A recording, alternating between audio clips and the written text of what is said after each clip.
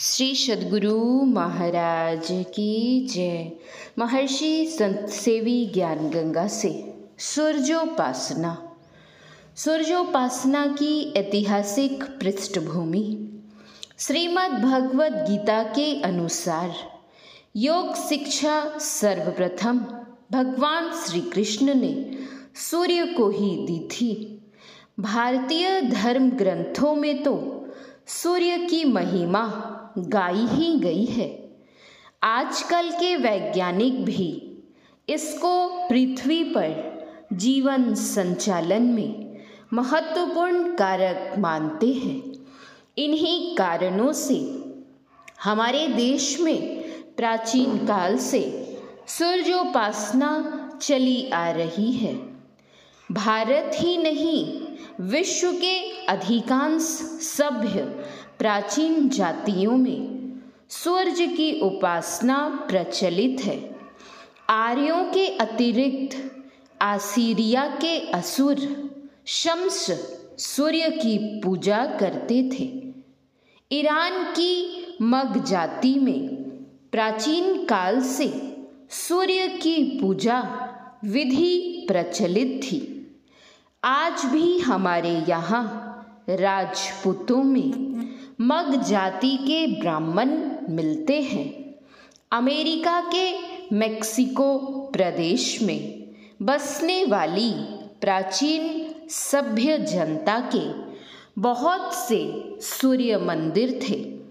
यूनान का सम्राट सिकंदर सूर्य उपासक था। मिस्र की नील घाटी सभ्यता में सूर्य पूजा का प्रमुख स्थान था।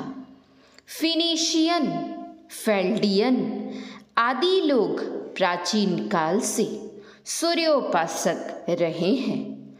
सूर्य पूजा का प्रसार प्राचीन काल में एशिया माइनर से रोम तक था।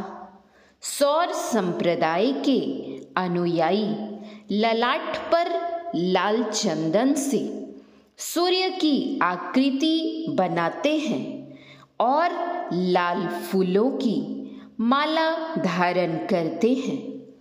आर्य जातियों के तो सूर्य प्रधान देवता थे।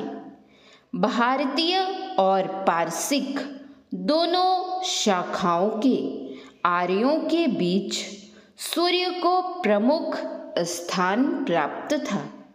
वेदों में पहले प्रधान देवता सूर्य, अग्नि और इंद्र थे। सूर्य आकाश के देवता थे। इनका रथ 7 घोड़ों का कहा गया है। आगे चलकर सूर्य और सविता एक माने गए और सूर्य की गणना 12 आदित्यों में हुई। ये आदित्य वर्ष के 12 महीने के अनुसार सूर्य के ही रूप थे। भारत में अनेक राजा महाराजा सूर्योपासक रहे हैं, जैसे कुषाण सम्राट, गुप्त सम्राट, हर्ष आदि। 11वीं सदी में बना विशाल कोणार्क मंदिर सूर्योपासना का ही प्रतीक है। अकबर ने आदेश प्रसारित किया था कि प्रातः, मध्याह्न, सायं और अर्धरात्रि 4 बार सूर्य की पूजा होनी चाहिए। वे स्वयं सूर्याभिमुख होकर उनके सहस्त्र नाम का पाठ एवं पूजन करते थे। सूर्य पूजा वायु पुराण में आया है। सृष्टयर्थम भगवान विष्णु सविता सतु कीर्तितः, अर्थात भगवान श्री कृष्ण के अनुसार विष्णु ही सविता कहे जाते हैं। विष्णु और सविता ये दोनों पर्यायवाचिक शब्द हैं। सूर्योपनिषद 1/4 के अनुसार सूर्य से ही संपूर्ण प्राणियों की उत्पत्ति होती है, पालन होता है और उन्हीं में विलय होता है।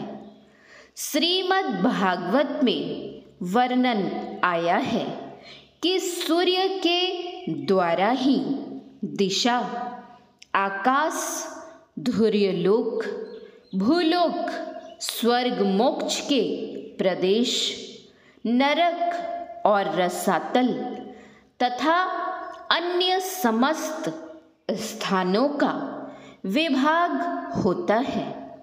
सूर्य ही देवता, तिर्यक, मनुष्य, सरीसृप और लता, वृक्ष आदि समस्त जीव समूहों की आत्मा एवं नेतेंद्रिय के अधिष्ठाता है।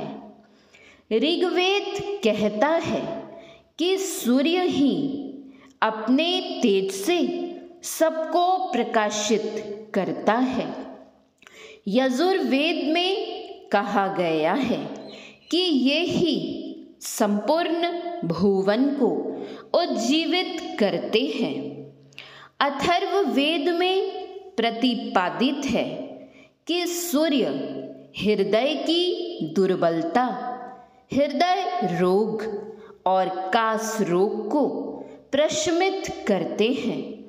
सूर्य की किरणें पृथ्वी के गीले पदार्थों को सोख लेती हैं और खारे समुद्र जल को स्वयं पीकर पीने योग्य बना देती हैं।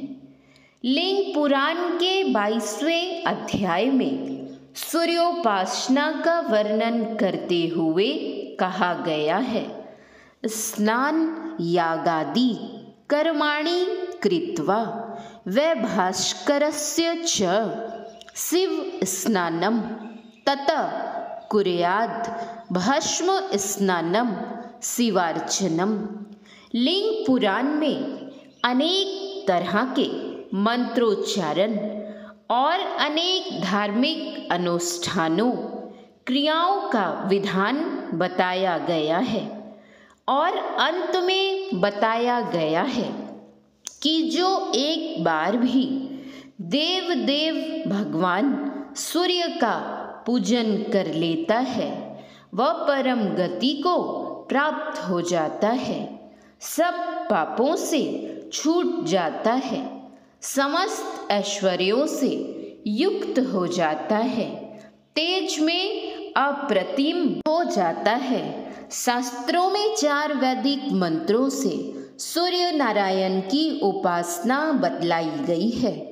इसकी विधि इस प्रकार है, दाहिने पैर की एड़ी उठाकर सूर्याभिमुख भक्ति भाव से पूर्ण होकर आप्लावित हृदय से मंत्रों का पहले विनियोग करना और तब आगे नीचे झुके हाथ पसार कर खड़े खड़े अर्थ पर ध्यान रखते हुए निम्न प्रतीकात्मक 4 मंत्रों से सूर्योपास्थान करना। 1 ओम उद्वयन्तमस्परि, 2 ओम उद्दूत्यं जातवेदसं, 3 ओम चित्रं देवा नाम, 4 ओम तक्ष छदुर्वहिताम। श्री सद्गुरु महाराज की जय। श्री सद्गुरु महाराज की जय। श्री सद्गुरु महाराज की जय।